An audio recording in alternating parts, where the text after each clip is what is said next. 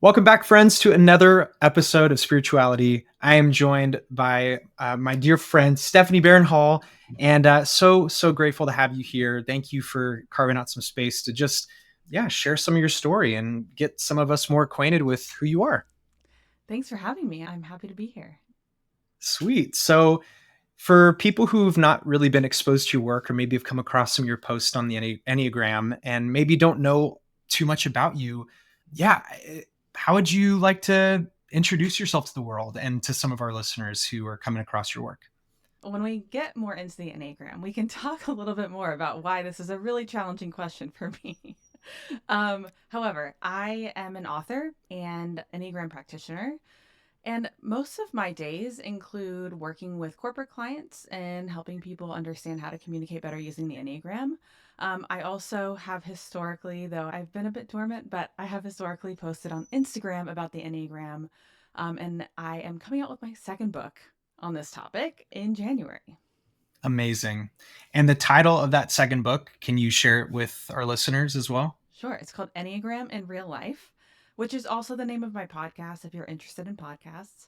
Amazing. And it's all about how to actually apply our Enneagram knowledge that Mm, we gain from all of our reading and listening and discussing and Instagram scrolling, all that stuff. I love that. I think, in my process of learning about the Enneagram, it's been such a wonderful resource of self discovery and really truly understanding not just like more of who I am, but also just how to navigate in the world, relationships, all of those things. At times, especially as you go through different phases, it can be tempting for it to feel out of reach. So I love even the title of your book and your podcast being something that's about real life, about taking something that's a really helpful system and landing the plane, if you will, and making it Mhm. something that's tangible and practical. So, for somebody who's listening and like maybe they have some peripheral understanding of the Enneagram and maybe they know their type, right? What would you say to them who's like, okay, this sounds like an interesting sort of next step into that world? Is that what the book would you would say is mainly for, is that kind of audience, or? Yeah. It can also be for people who are not really familiar because I do have an assessment Oh, tool cool. inside the book as well.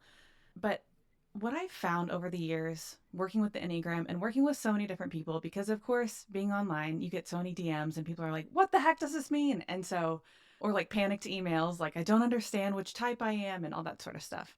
And over the years, I've also done like hundreds of typing interviews where I sit down with somebody and I ask them this long list of questions and they share their responses. And it's like an assessment, but I'm a human, so I can read different things and ask follow up questions, and I help them figure out their type. And through all of that, one of the most common things I've heard is not just, I know my type, now what do I do with it? That's really important. But I also hear people say things like, I just didn't think I was successful enough to be a three. I just didn't think I was tidy enough to be a one. Or those sorts of things where we have these stereotyped assumptions about the different types. And Mm, what they're really lacking is more understanding of the deeper structure and aspects of the Enneagram itself. So in the book, I walk through a lot of that. It's not everything. Like, that's not even, a possibility that would have to be three times as long for everything to be included. But some of the most important pieces that I find really help people solidify their type, like subtypes and the passions and defense mechanisms and the arrows, I think all of those are really useful for people. If you don't know what I'm talking about, that's okay, because you can grab the book and you'll know. but absolutely. I also have some resources on my website for that too. But I think those are some of the things that I hear people struggling with. And so I wanted a resource that, to be honest, and we can obviously talk about this a lot more, but kept it practical and didn't have such a strong spiritual bent. One, not a Christian source, but also not like an overtly spiritualized source. There are books that I really like The Spiritual Dimensions of the Enneagram, or The Complete Enneagram, or The Enneagram Guide to Waking Up. All of these books that are good, but they have such a heavy spiritual um, emphasis that gets a little dicey when you have a story like mine. And so it's hard for people to really resonate with that.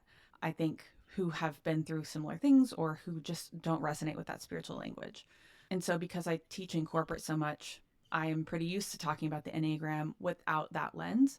And there is a bit of spirituality to the Enneagram overall, but how I'm teaching it is not overtly spiritual.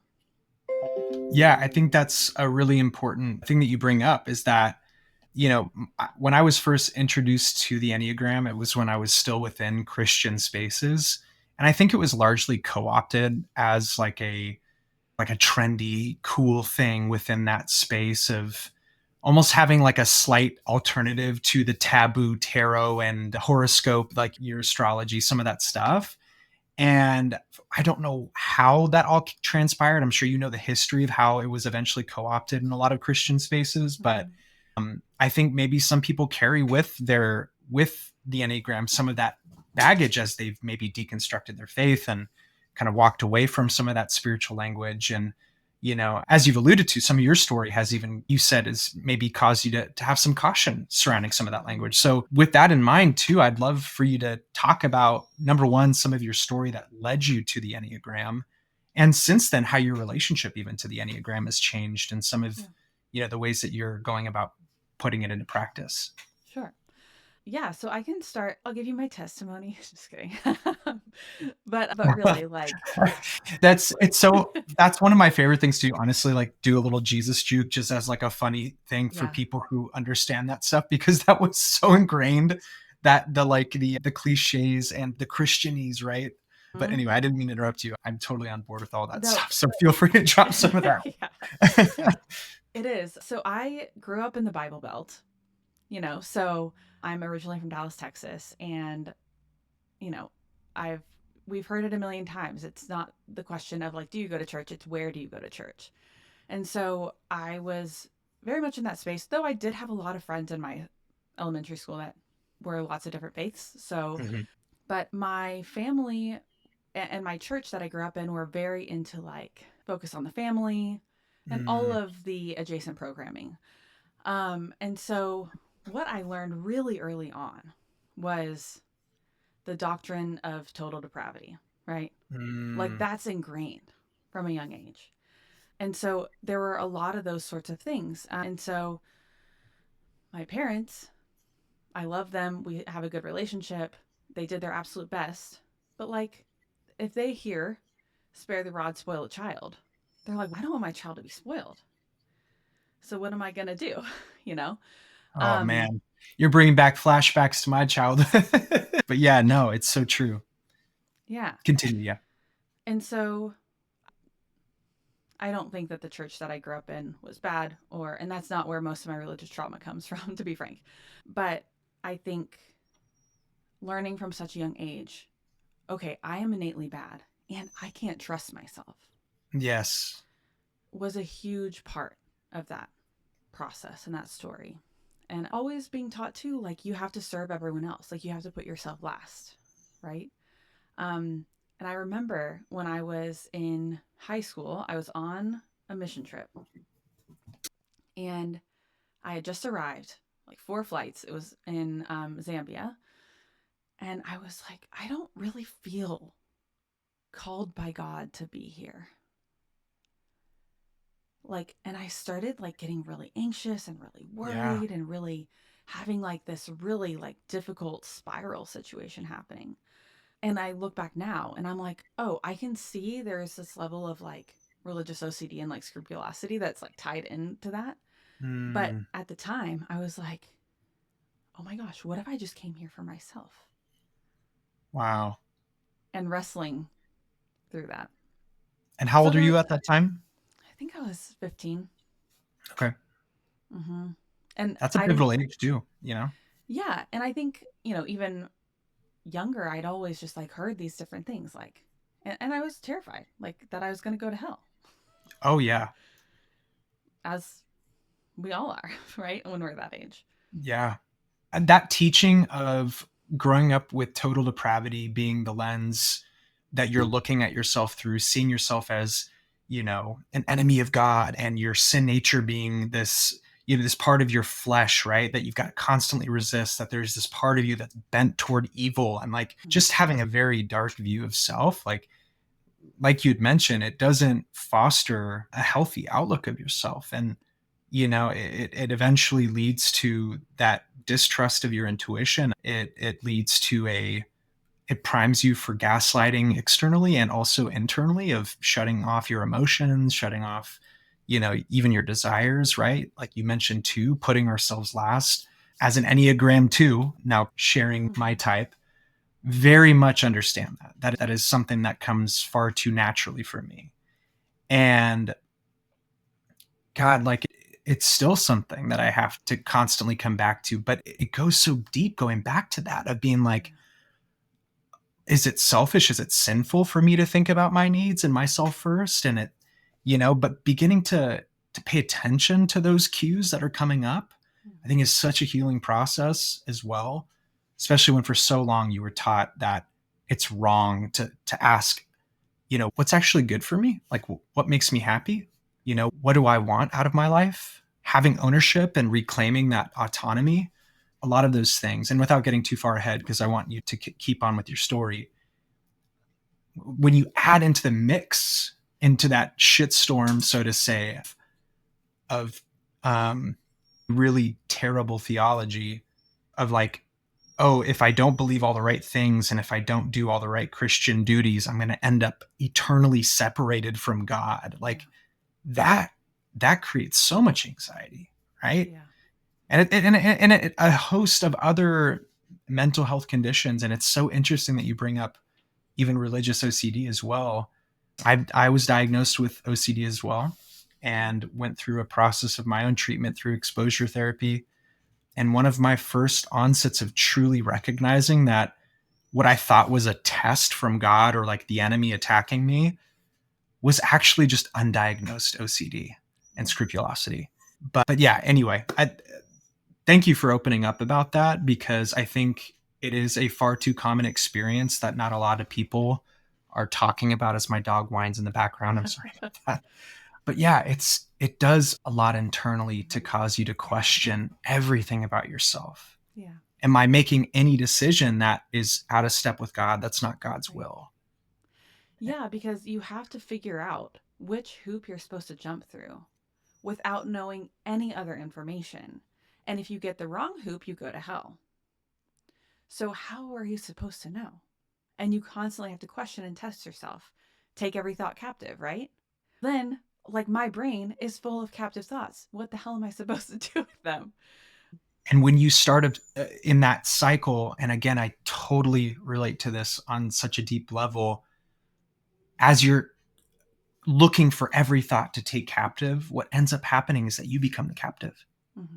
which is such a terrible thing. And if it was like, if we were really to take the teachings of Jesus seriously, right, without going, on the soapbox for too long, the truth should set you free, right? That's one of the more popular teachings of Jesus. But why is so much of evangelical theology and a lot of church spaces that we see producing so many people that feel so bound and trapped, Yeah. And I think, my kind of bent naturally is to say, okay, if the truth will set me free, I must have not found it yet. So I have to keep pushing and committing myself more and more. Um, and so for me, I had some really difficult things happen when I was in high school. And so eventually my family, we left the church that I grew up in. And I felt like a little bit homeless for a little bit in terms of church. And so I was like 16, 17 at that time. I started going to the village church, actually. So if anyone out there is like us, you're familiar. If you didn't go through an Acts 29 phase, consider yourself lucky.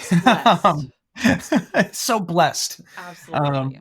But man, the more you share your story, the more I'm like, yep, been there. Just wait, it gets worse. All right, let me get my popcorn out. No, I'm kidding. Seriously. No, So go ahead. yeah, and what's so tricky is like you're figuring out, okay, I can't do anything that I want to do. So I was the kid who worked so hard in high school to pad my resume for college, right?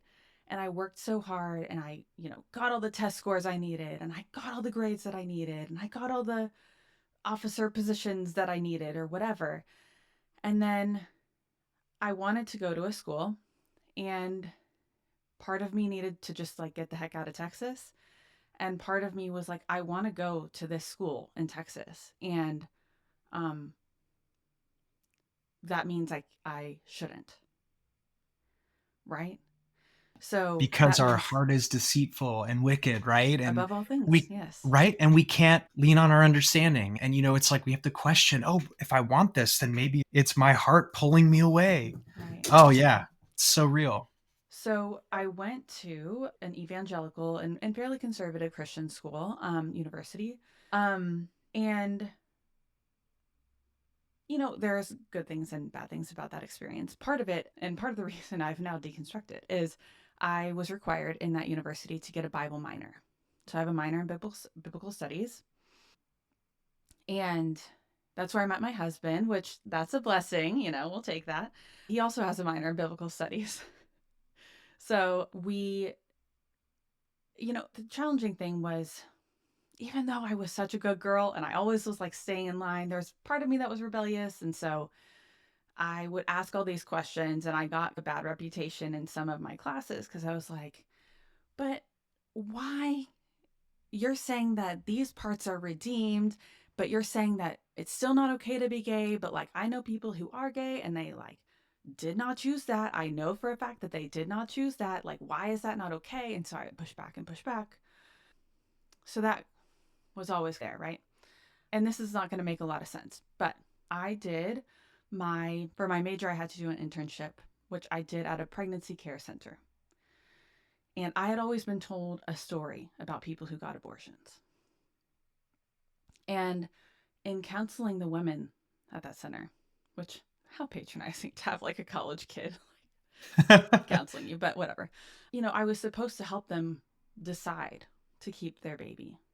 But I heard so many stories of like women who they were like, now I have a pre-existing condition because I'm pregnant. This is before Affordable Care Act. So I can't get insurance. So I will go completely broke. I will lose my housing. I won't be able to get a job because I won't have childcare. Like, I'm not going to be able to provide for this baby and I will be homeless, right? Those are the stories that I was hearing. Or I have a spouse who is beating me constantly and I need to get out. Or, so many other stories like this, right? And so I was like, that's not what I've heard.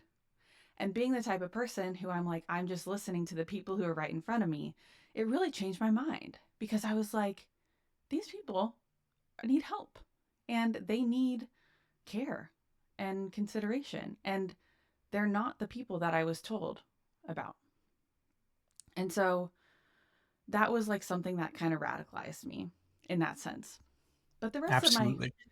Christian tenets were still very, evangelical Christian upbringing tenets were very firmly intact. And so I still, I had some of these fringe ideas, but I still wanted to be a good girl. I wanted to be a good Christian. And so I started going to a church that about a year after I started going, they had like a church plant out of that church. So my husband and I were two of the original people in that church plant, maybe 30 people total. And the pastor of that church, a lot of control over the individuals in the congregation. And right out the gate, like my husband and I did not ascribe to some of the concepts like complementarianism. He was like, not only do I think I cannot lead you, but I think that I don't have to be the leader. Which they were like, no. Which, like, oh, shocking. Like, it's so wild being removed from that for a while, but like how that's just so accepted without question, right? Like some of these things, when you start pushing back on it and the dominoes start to topple one over the other, it's like you realize over time, like, why is that even a thing? Like, yeah, you can justify it with Bible verses. I was even reminded today as I was listening to just a reel about how somebody's saying the Bible's a mirror. If you want to find affirming verses, you'll find it. If you want to find things to justify your bigotry and your exclusion, like, you're going to find it too. And it says more about what's inside that person and what they're looking to get out of it than it is anything else. And so that example of even something as simple, right, as complementarianism, like there's just certain pieces that uphold this structure of trying to, like you said, control and even at times like silence people. Yeah, and I think it was so challenging for me because of how I'd grown up.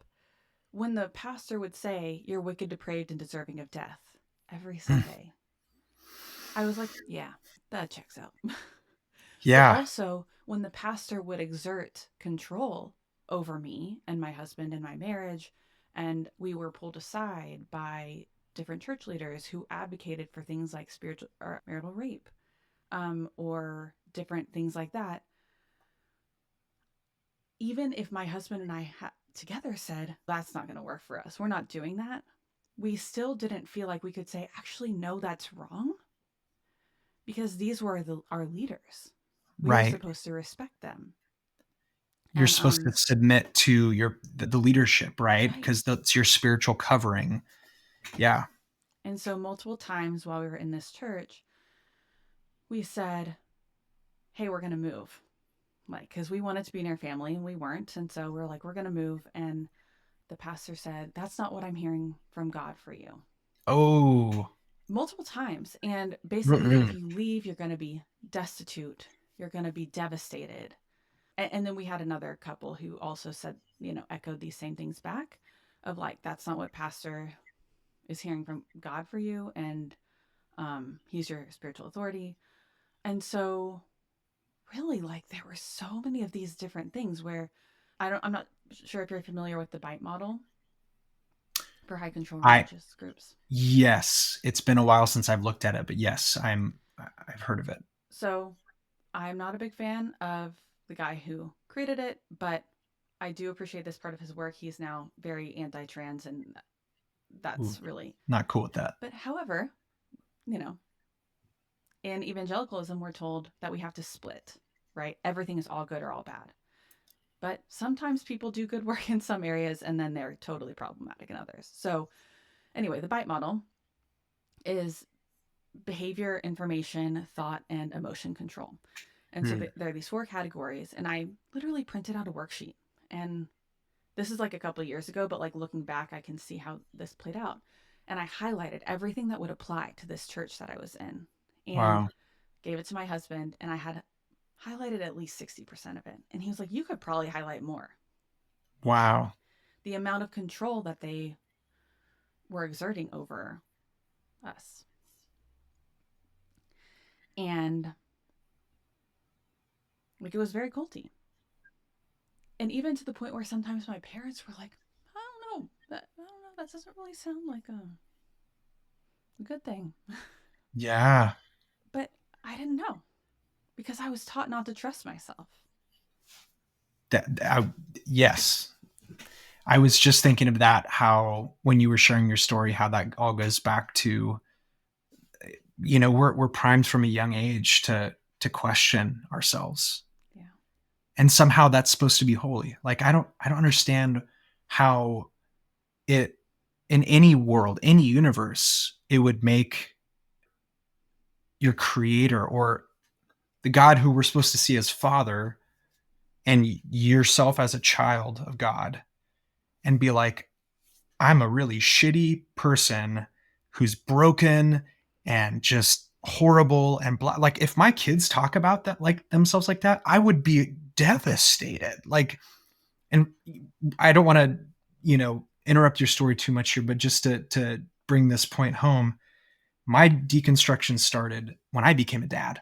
Mm-hmm. And, and so for me, this point is especially poignant because if we're going to again go back to the upbringing of seeing ourselves through such a dark lens, like what father, what mother would want their children to see themselves that way?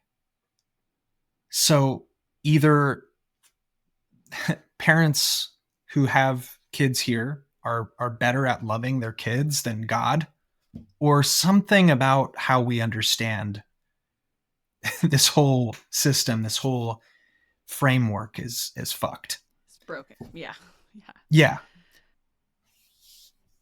Yeah. And looking back, it's so interesting because so my husband also was having all these questions and doubts, but we both were just like the good church people. We kept Right. going, but we were still black sheep in a sense. People still were, oh, they have weird ideas.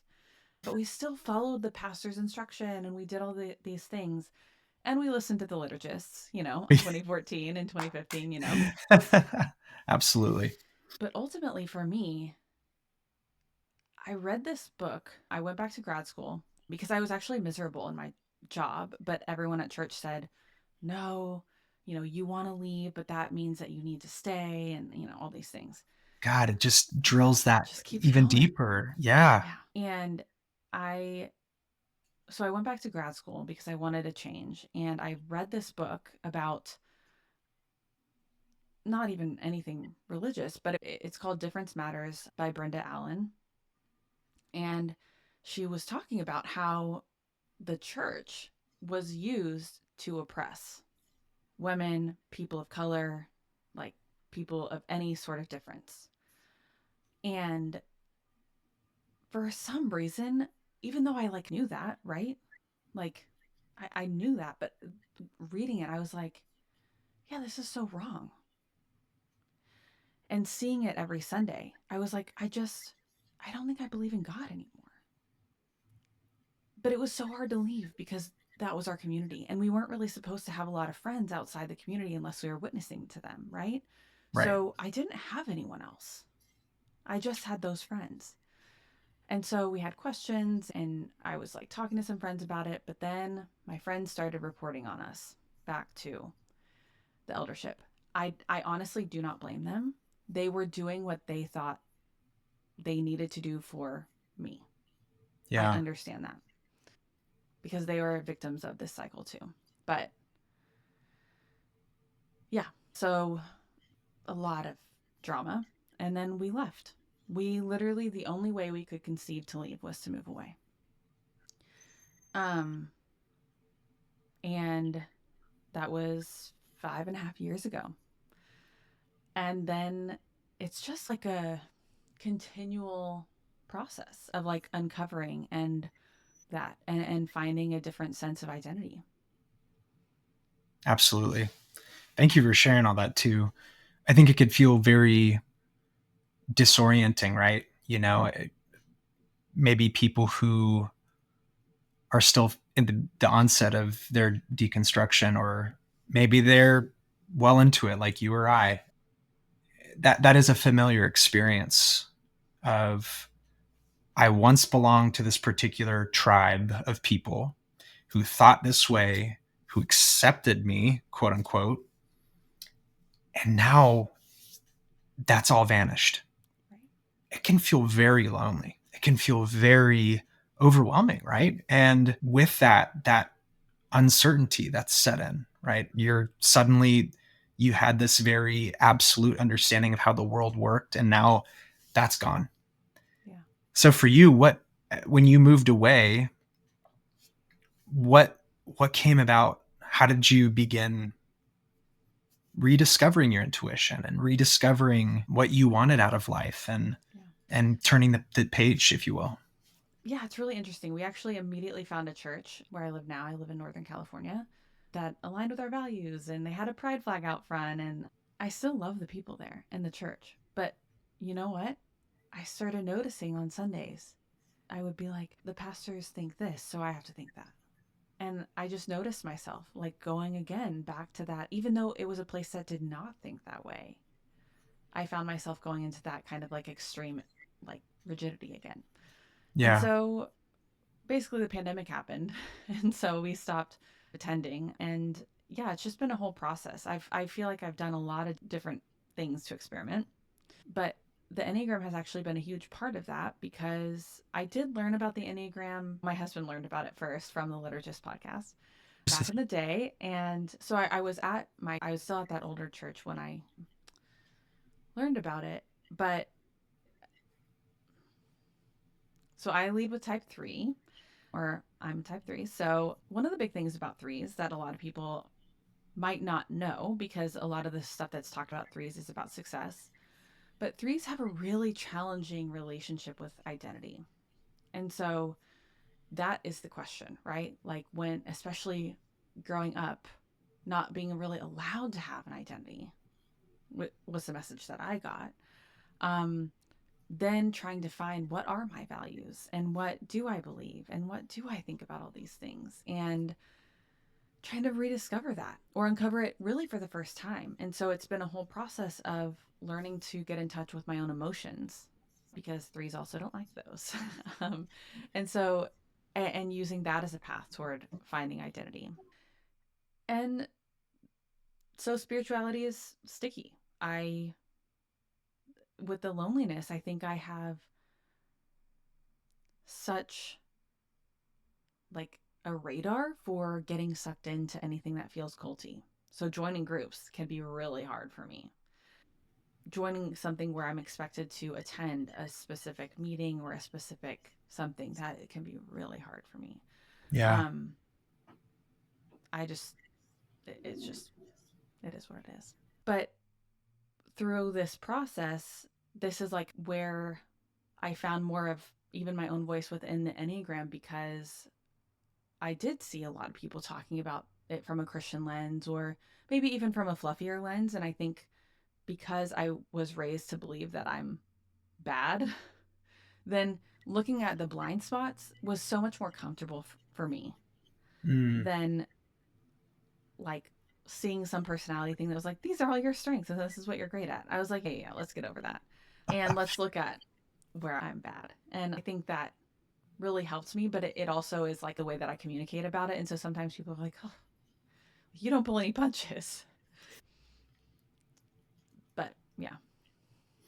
Yeah. And honestly, it's important to have the conversations around where you go in stress.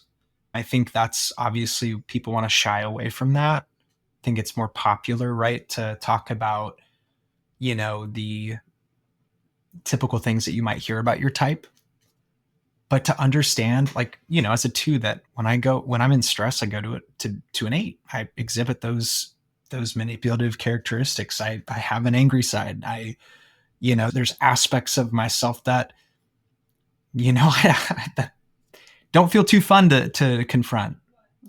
But at the same time, if you're able to recognize that, then you're able to start moving toward that balance of, okay, again, speaking as a two, what ways can I prioritize my self-care and my individuality, and, move back to that fourness, right? Yeah. Which is the golden number, that where I'm thriving and when I'm in health.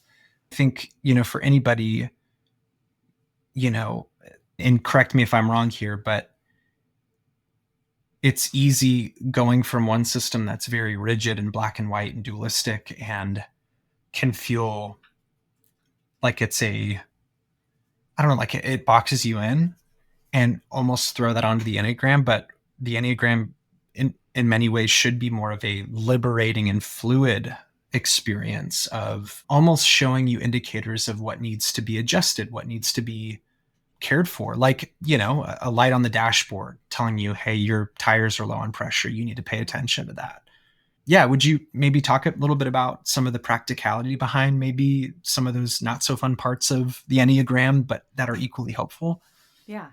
The first thing I would say is one of the core teachings of the Enneagram in the schools that I have been in is innate goodness.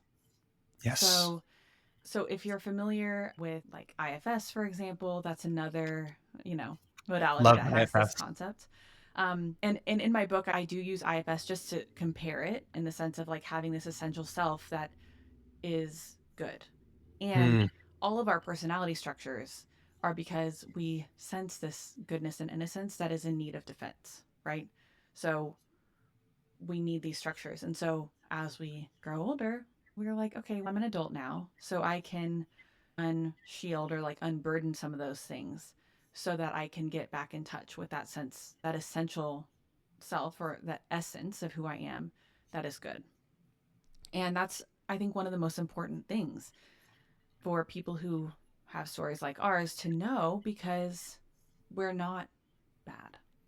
Beautiful. Or this, I go to a local Dharma center here, and Buddhism has a lot of these like beautiful concepts that are so foreign to me. But one of them is your goodness is indestructible. And so, like, keeping that as the core thought. And so recognizing that all of these other pieces, even the things that you don't like, right? So let's talk about for type 2, you have this angry side, this side that can be maybe more demanding or more like fierce. And yet you have needed that. So like everything makes sense in the context of when you've needed it. So you, at times, you have poured yourself out too much, and then you need that to protect yourself from being completely run over and depleted. So it's not that's bad. It's just that you want to find a way to access that now that you're an adult that is healthy and protective. And so that's really the way that I look at some of those things that we can perceive as bad or negative. And so arrows are one of those things that I teach differently from a lot of people. I try so hard to be good, but I have a rebellious streak. So I learned this from my teachers, who are Beatrice Chestnut and Oranio Pies. So going through their programs and everything. But it's that we can access the lower and the higher side of both of our arrow lines. So if you are looking at the Enneagram, which I can send you a photo you can put on the screen if you'd like, your arrow lines are other types that you're connected to on the Enneagram diagram. And for me, I have 6 and 9 because I'm type 3. So I can access the low side of 9 or the low side of 6 or the high side of 9 and the high side of 6. And what I really like about that is, again, it's not rigid. It's like liberating. It's not like I have to do this one thing. It's, oh, that's interesting. And guess what? All the things that you learn, that you glean from the Enneagram, you can get from other places. But the Enneagram is one of those shortcuts to say, oh, I've heard feedback my whole life that this is the thing I need to work on. And then there it is on the Enneagram. And so I think the thing that I want people to understand is that you're not bad and your type isn't bad, even if we feel that way sometimes. Yeah. There is a reason why you've needed those coping mechanisms, because they were survival skills for you. But now that you want to try something else, do something else. I Like that's love easy. that. No, I love the idea of, with the arrows, of being able to access the higher or the lower side of each number. And, I've not really come across that perspective, but it makes so much sense, because if we look at it as a spectrum of fluidity and expression, and that all of us are dynamic and in a process of becoming, there is a lot of space for us to explore different means of expression and relating to ourselves through those lenses. Mm-hmm. And even learning about our wings too. I don't know how you talk about some of that as well from your vantage point, but I know learning about, having my primary type being a 2, but having a strong 3 wing, I relate very heavily to type 3 things. And a lot of in my social life and my public life, if you will, is very sorry, my dog making noises behind me. It's very much congruent with that. So I relate in a lot of ways. But would you encourage somebody who is maybe wanting to, understand some of the facets beyond like the big picture ideas of their initial type? Yeah. So the thing that I would look at next would be subtypes. I feel like we need a whole other hours to go over all the Enneagram things. But I think subtypes are really useful because it's like getting a more defined and like specific view of your type. And it really helps for people who are mistyped. For example, if somebody thinks I'm half a 2 and half a 7, they might be actually a social 7, which is one of the subtypes of type 7. And so that's how we can use subtypes as well. But so when I look at the Enneagram, I look at 27 distinct subtypes. So there are 9 types overall, and then 3 subtypes within each core type. So the subtypes are called self-preservation, which is I'm responsible for my own survival. They're focused on what their well-being, financial security, health, those sorts of things. Social, which is if the herd survives, I survive. So they're focused on belonging. They understand who's in power. They're looking at the social good. And then sexual, which is like I need a spark or adrenaline to like move through life. And so they're looking for spark, connection, chemistry, something that feels like a rush, something that they can get really engrossed in. And they tend to be pretty like hot and cold, like very a lot of polarities with sexual subtypes. So, and by the way, I should say the whole spark thing has a lot to do with like bonding and merging with a specific other person, but there are other facets to it. So that's where the sexual term comes from. So I think looking at that is really useful. And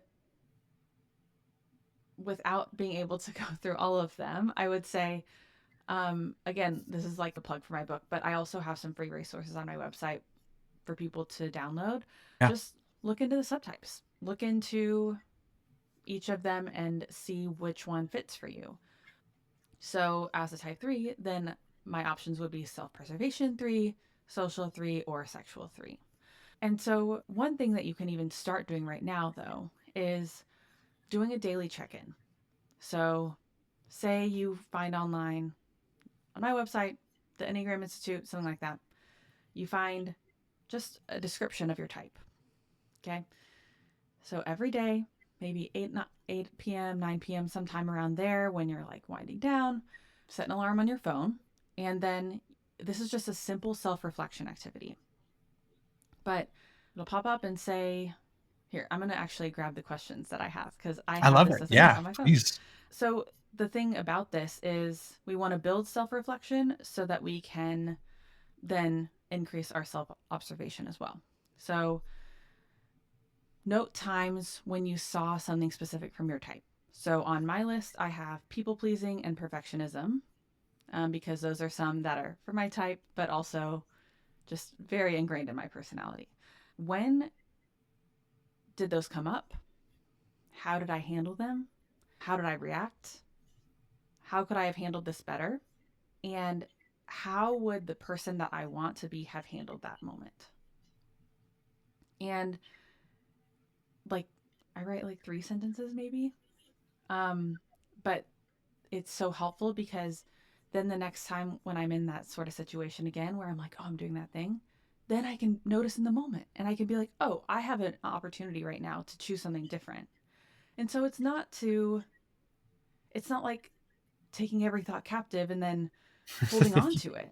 It's like in the moment being like, oh, I want to do something different with this and being curious and self compassionate about choosing something else and trying it and seeing if it works. And if it doesn't work, then you'll get another chance tomorrow because our types keep showing up. So that's like a simple way to apply that I think can be useful because the whole concept of the Enneagram is that you're looking through a pinhole, right? So you've got your lens and your lens, you can only see a pinhole. And with the Enneagram and like in our work, we're trying to just expand our lens. So instead of Yeah. seeing a fixed version of reality that we can only see through this tiny pinhole, we can expand and like have a wider angle lens that allows us to see more and to be a little bit more objective about what's actually happening in life instead of believing the same story we've always believed about ourselves or about the world. Yeah, that's beautiful. I don't know why, but this quote from Alan Watts jumped out to me is we're under no obligation to be who we were 5 minutes ago or something like that. I'm paraphrasing a little bit, but there is a very um, energy behind that in the sense of, yeah, we have an essential grounding and an understanding of the world and that pinhole on which we're seeing things through.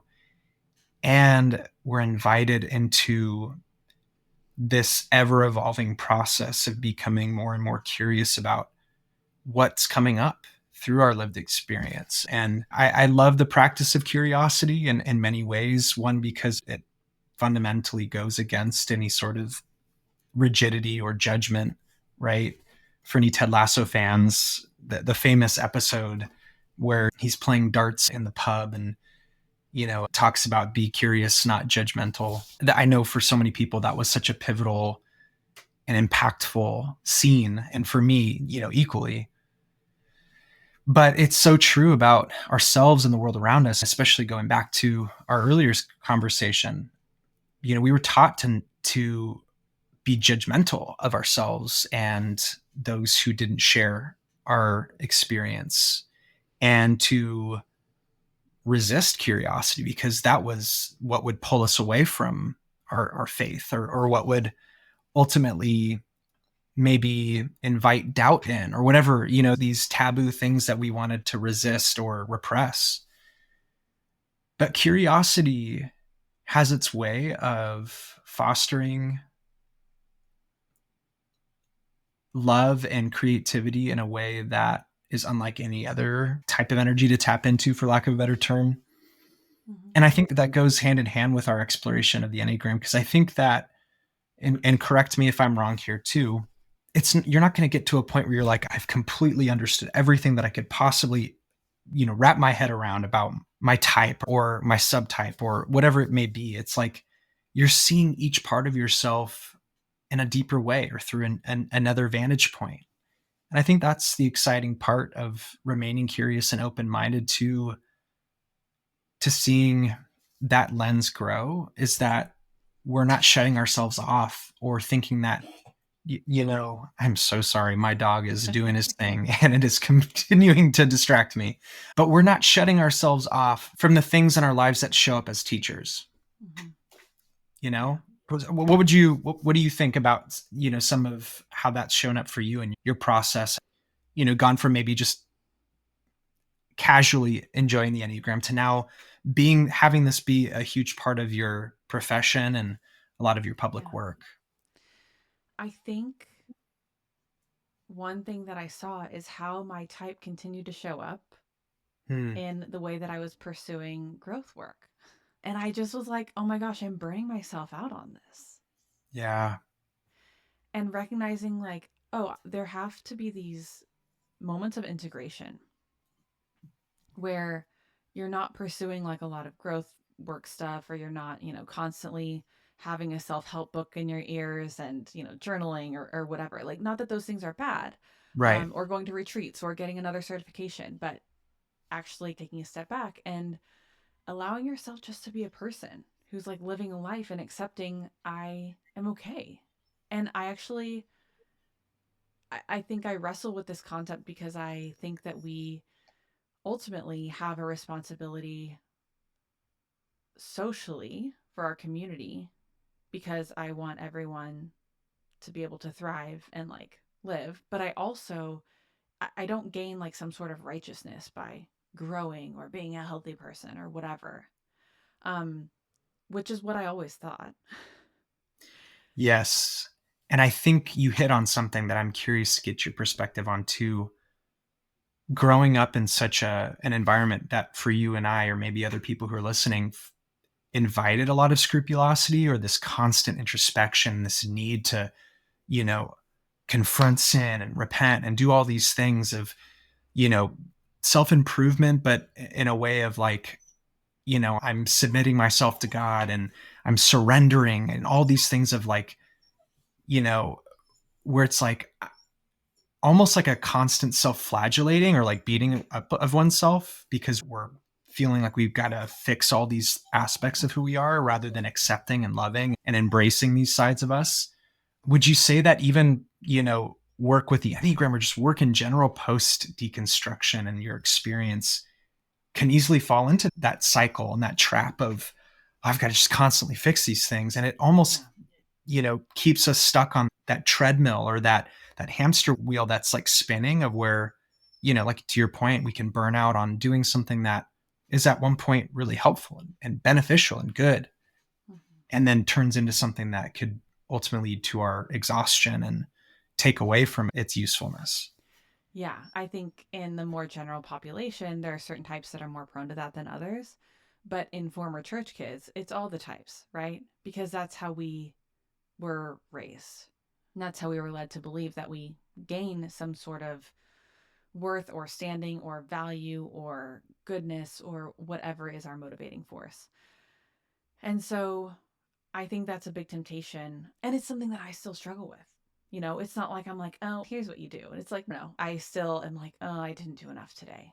I was hoping that you had the, like, you cracked the code. I was waiting Key. for it. No, but it's so true. I think we how much of our lives can we, look back and be like, did I do enough? Did I work hard enough? Did I accomplish enough? Did I, do these helpful self-care rituals enough? Well, I only worked out once this week, or I didn't go to the gym at all this week. Like, all these helpful things then turn into another benchmark to compare ourselves to. And before long, we're looking into this circus mirror that's distorting our sense of self. And instead of going back to, no, I'm fundamentally good. Mm-hmm. And I can return to that. And that's such an important reminder. Like you said, I loved the Buddhist reminder of, like, that indestructible goodness. Like, what a contrast, but what a powerful thing that's hard to accept. Yeah. Ironically, right? In some ways, it's almost like we're more prone to accept that we're innately bad than wanting to believe that, like, we're fundamentally good, and that, like, our true self does have the wisdom and the resources and the competency to be able to do what we need to get to lead us to, the answers that we're looking for, or the help that may feel out of reach at times. I don't know. What's some of your thoughts on that as well from your experience? Yeah, I think what is so actually helpful and mind-boggling for me is to talk with other people and say, these are the things that I grew up learning. Like, these are the things that I was taught about myself, that I'm wicked, depraved, and deserving of death. And to see people be like, whoa, what the fuck? You know what I mean? And, like, that is really messed up. Like, I'll never forget one time when I was actually in high school, and it took me forever to, like, really wrap my head around this, but my cousin was Jewish, and he came to my church one time, church I grew up in, and halfway through worship, he's like, you guys really hate yourselves. And I was like, huh. Like, I knew we did, but yeah, of course, we deserve it. But it's like, it does something to hear someone just say it, just, and leave it. You know what I mean? Not sugarcoat it, not wrap it up in some Christianese jargon. It's like, damn. Yeah, you're right. Yeah. And it's, yeah. And then you're supposed to make that faith look attractive. But how, like, at that point, I'm like, how would I ever want him to start hating himself? Right? Or want other people to start doing that. So I think it can be so useful for me to have that reflected back to me, even now with friends, or, I'm, like, obsessed with all of these, like, Fundy Fridays and Zelf on the Shelf and all of these former Fundy, or, like, breaking down all these fundamentalist concepts. It helps me remember this is not normal. Even if it was normalized for me, it's not normal. And it's not okay. And so, and Mickey Atkins is another one, another YouTuber that I love, that breaks these things down and helps us understand, like, a different perspective. And so I think it all ties together. So, like, for me, there's not, like, Enneagram stuff and then other stuff. It's, like, all kind of swimming in my mind all the time of, like, what I'm piecing together and understanding, like, through my own Enneagram work, how I can make more space for especially the parts of me that I don't like, because I don't get to just chop them off. They're still there. Yeah. And as someone who can relate to a lot of what you shared, like, I'm right there in the same boat of being like, God, it'd just be a lot easier to just reject this part of myself than to have to, like, love it and accept it and embrace it. But it's like, but when I really sit with that, I'm like, God, I need that. Like, it's almost like a painful thing to, as, I don't know, as paradoxical as it sounds, it's almost painful to find and be honest with the parts of yourself that need that acceptance and need that embrace. Because I think so much of our upbringing was taught, well, I've got to perform for it, right? Or I've got to Mhm. earn it, or I've got to, measure up through some way. So yeah, I know for me, I find myself in similar spots. In fact, recently, and I know we're nearing the end of our time here, I started ketamine therapy. I don't know if you're familiar at all with that, and some of the developments with what's being done with esketamine in particular. And I've done 3 weeks of treatment so far, and it has been absolutely transformative. It's like taken all of the IFS stuff that I've done and given it just like superpowers, if you will. Like, to be able to sit and, for those who may not be familiar with esketamine, essentially it is classified as part of the psychedelic family. It's a sedative that originally started being used, I believe, as a horse tranquilizer, then was used and repurposed as a children's sedative. And then over time, they're like, wow, this actually has some purpose in helping treatment resistant depression and can be utilized to help people navigate through their trauma. And oh my God, it actually encourages neuroplasticity and parts of the brain being able to rewire. And it's just so amazing to me how some of these things are, discovered about the brain and, different things that we have at our disposal that are encouraging that healing. But anyway, so in my process, I've had these experiences. You go in for a treatment and I'm doing the nasal spray. There's some IV treatments and some are, done through that. And, you sit there, and for me, I'm going through this meditative experience and having these visuals. And I remember one part in particular that kind of goes back to some of what we were talking about is I was confronted with this aspect of myself. One of these parts, it was a protective part that I would venture to say was, or what I recognize as my angry adolescent. And it was like this dark, stormy time. And he was living in this isolated cave. And it was along the ocean, but it was a very stormy and turbulent, rough watered ocean. He was in a leather jacket, smoking a cigarette and being like, leave me alone. Like, he wanted nothing to do with anyone. He was like, I'm good. Leave me alone. I was like, cool. Not touching that. That could be for another session. Fast forward 3 or 4 sessions later, and I am well into my time. And I remember going through that, and all of a sudden, the memory of starting to address this particular part came back to me. And then I had this experience, if you will. And for anybody who's gone through this treatment, maybe could relate. And those who have not, the way I can explain it is it's like you're awake, but you're dreaming. Your body's very relaxed. You're in a very calm state.